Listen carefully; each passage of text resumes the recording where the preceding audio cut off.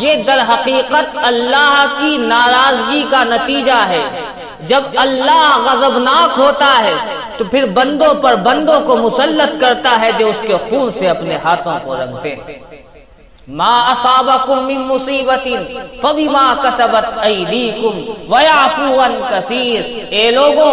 سن لو، اگر تمہیں کوئی پریشانی پہنچتی ہے، آقا نامدار احمد مصطفیٰ محمد مصطفیٰ صلی اللہ علیہ وسلم نے اس آیت کی تفسیر میں فرمایا، اگر پیر میں کوئی کانٹا چبھتا ہے وہ بھی تمہاری کسی گناہ کا نتیجہ ہوتا ہے۔ ما اصابکم من مصیبت فبما کسبت ایدیکم، تم پر جو حالات آتے ہیں اور ملک کے جو حالات بگڑتے ہیں یہ تمہارے اپنے کرتوت کا نتیجہ ہے۔ وَيَعْفُو عَنْ كَثِيرٍ، اللہ فرما رہا تمہارے بہت سارے گناہ کو ہم نے معاف کر دیا۔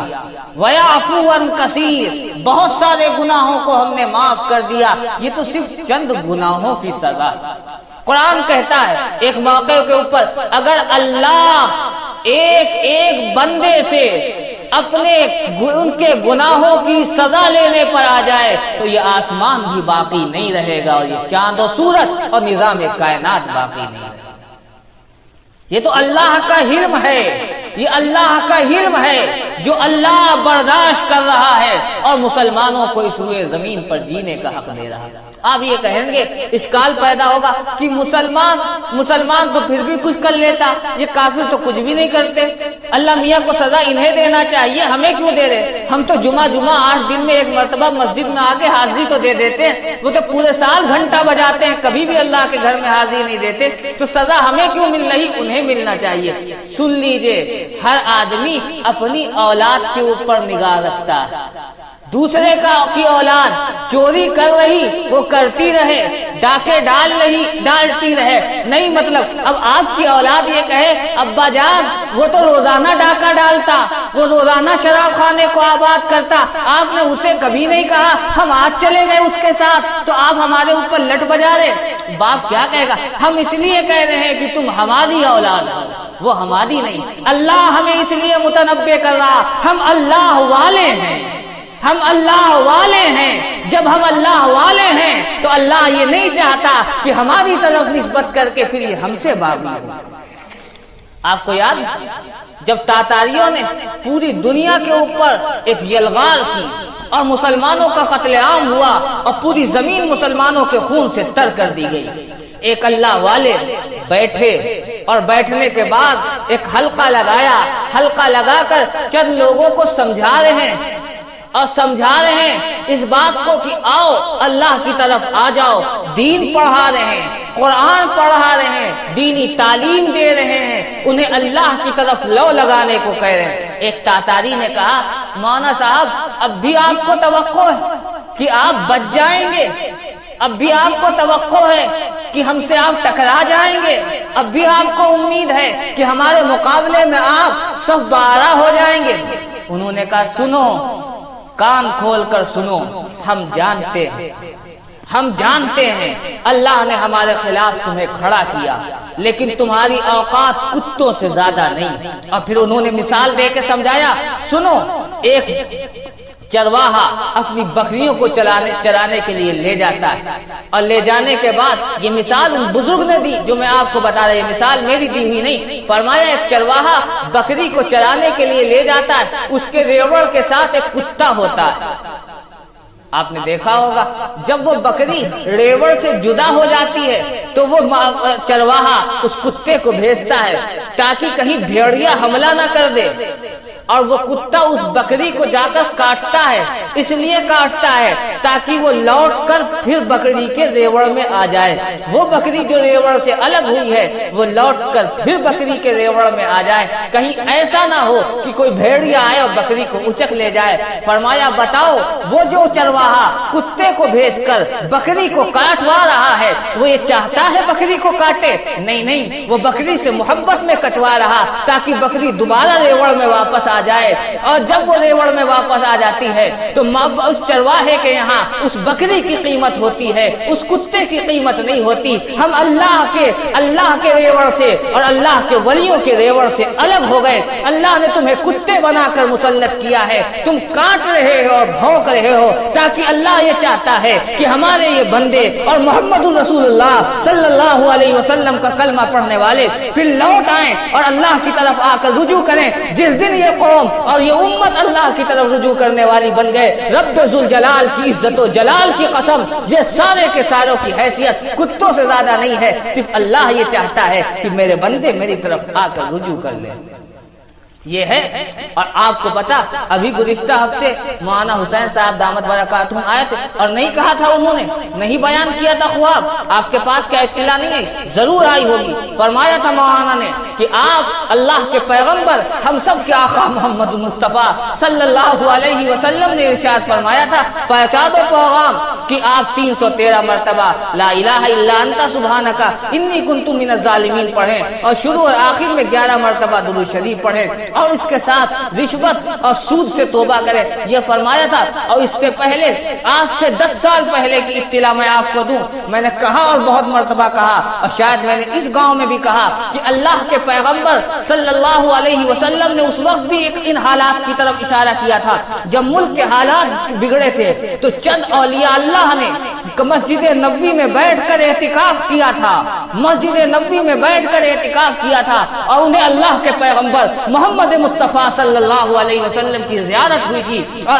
آقا گھٹنوں کے بھل اپنے قبر اطہر میں تھے اور ہاتھ اٹھا کر یوں کہہ رہے تھے، اے اللہ امت محمدیہ کے لیے کچھ رحم کر دے، اے اللہ امت محمدیہ کے لیے کچھ رحم کر دے، کچھ موقع دے دے، کچھ موقع دے دے۔ 10 سال پہلے کی بات ہے، میرے آقا نے اس امت کے لیے قبر اطہر سے اللہ کے حضور درخواست کی تھی، اور ان اولیاء اللہ نے کہا تھا، اور میں نے ان کی زبانی براہ راست سنا تھا، اس اللہ کے بندے نے یہ کہا تھا کہ ایک مسلمانوں کو پیغام پہنچاؤ، اللہ سے میرے آقا نے مہلت مانگی ہے، اگر امت نہیں مانی تو وہ دن آئیں گے کہ تم ترسو گے اور تمہاری آواز کو سننے والا کوئی نہیں ہوگا، کعبۃ اللہ سے غلاف کو چپک کر تم دعا کرو گے اور تمہاری دعاؤں کو قبول نہیں کیا جائے گا۔ میرے آقا اپنی قبر اطہر میں رہ کر ایک مسلمان کو پیغام پہنچا رہے ہیں، لیکن کیا ہم ہیں کہ ہماری اپنی غفلت کی چادر اترنے کو تیار ہے؟ اے مسلمانوں، کس دن کا انتظار ہے؟ اب بھی کیا یہ موقع ہے کہ ہم غفلت کے اندر آئیں؟ ہونا تو یہ چاہیے تھا کہ مسجدیں آباد ہو جاتی، ایک گھر کا ہر فرد نمازی بن جاتا، گھر کی صبح ہوتی، آواز اللہ اکبر کی پہنچتی، اور مسلمانوں کی آبادیوں میں اس طرح لوگ گھر سے نکل کر باہر آتے، ایسا لگتا کہ کوئی میلہ ہے، کوئی اعلان ہوا ہے انعام کا، اور اللہ کے حضور آ کر پیشانی ٹیک دیتے اور یوں کہتے تھے، اے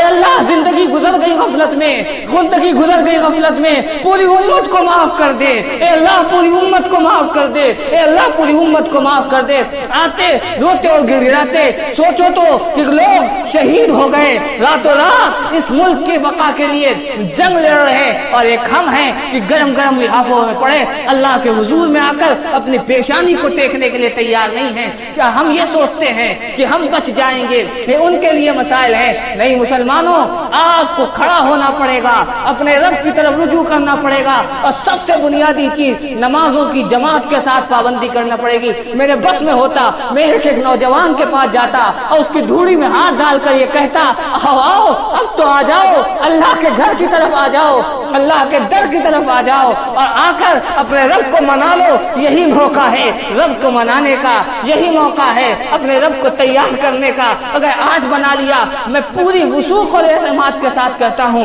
اور اس لیے کہتا ہوں کہ اللہ نے اس علم کی نسبت سے ان اولیاء سے رابطہ کروایا جو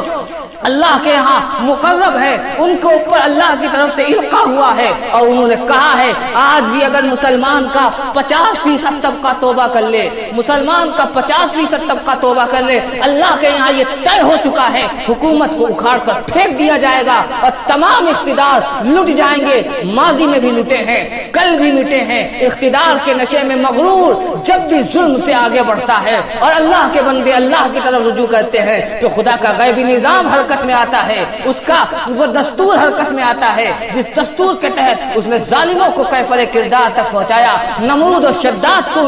ان کو ظلم کا مزہ چکھایا، فرعون کو اس کی ظالمیت کے نتیجے میں غرق کر دیا گیا۔ اللہ کا یہ دستور پھر حرکت میں آتا ہے۔ اللہ کی نہ قدرت کم ہے، اس کی نہ کبریائی کم ہے، اس کا نہ وہ اختیار کم ہے، نہ وہ اللہ آج مجبور ہے، وہ اسی طرح تیار ہے، اس کے ہاتھ میں اسی طرح قدرت ہے جس طرح وہ کل قدرت میں تھا، وہ اسی طرح آج طاقتور ہے جس طرح کل طاقتور تھا۔ ہمارا ایمان ہے کہ اللہ کے کرنے سے سب کچھ ہوتا ہے، اس کے غیر کے کرنے سے کچھ نہیں ہوتا، لیکن شرط یہ ہے کہ ہم اللہ کی طرف رجوع ہوں، ایک ایک گناہ سے توبہ کریں، ایک ایک گناہ سے توبہ کریں، آج عہد کریں، اللہ کے گھر میں بیٹھ کر عہد کریں، اللہ کے حضور عہد کریں اور اللہ کے لیے عہد کریں کہ اے اللہ ماضی میں جو کچھ ہوا اے اللہ معاف کر دیجئے، آج سے ہم طے کرتے ہیں اپنے دل کی دنیا بدل دیں گے، اے اللہ طے کرتے ہیں ہم گناہوں سے باز آ جائیں گے، اے اللہ ہم طے کرتے ہیں آپ کے رضا والے اعمال کریں گے، اے اللہ پوری امت کو معاف کر دیجئے، ہمیں معاف کر دیجئے۔ اللہ سے دعا کریں اور نیت کریں کہ کوئی بھی دن کوئی بھی لمحہ اللہ کی نافرمانی کے ساتھ نہیں گزاریں گے، نمازوں کی پابندی کریں گے، کتنے بھی مشغول ہوں، اور جب کان میں اللہ اکبر کی صدا پہنچے گی اور منادی اعلان کرے گا ہم بھاگتے ہوئے آ جائیں گے۔ افسوس یہ ہے کہ جب ندا جاتی ہے اس وقت نہیں آتی۔ کل ہی میں ایک واقعہ پڑھ رہا تھا، حیرت انگیز واقعہ اور بالکل صحیح مسلمانوں کی صورتحال یہی ہے کہ ایک بادشاہ ایک مسجد کے پاس سے گزرا اور گزرنے کے بعد اس نے پوچھا کہ اذان ہو چکی؟ کہا اذان ہو چکی۔ کہا نمازی نہیں آئے؟ کہا نہیں آئے۔ اس نے کہا کہ دوبارہ اذان کہو۔ اس مؤذن نے اس مسجد میں دوبارہ اذان کہی، سارے بھاگتے چلے آ رہے ہیں۔ کیوں، کیا ہوا؟ کہا کہ مؤذن صاحب نے دوبارہ اذان کیوں کہی؟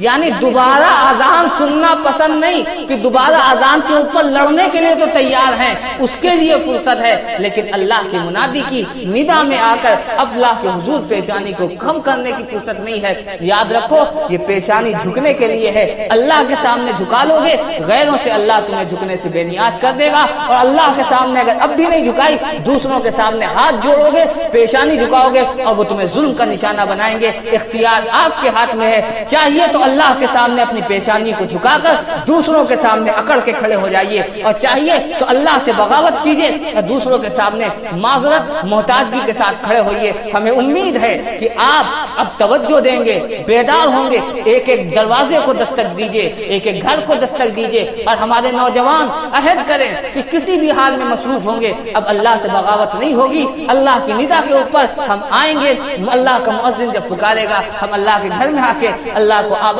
کریں گے۔ سچ کہتا ہوں اگر اس گاؤں کے سارے مسلمان نمازی بن جائیں، ہر گھر کا بچہ مرد جوان بوڑھا نمازی بن جائے تو گاؤں کی جتنی مسجدیں ہیں انہیں مسجدیں کم پڑ جائیں گی اور شاید اتنی مسجدوں کو اور تعمیر کرنا پڑے۔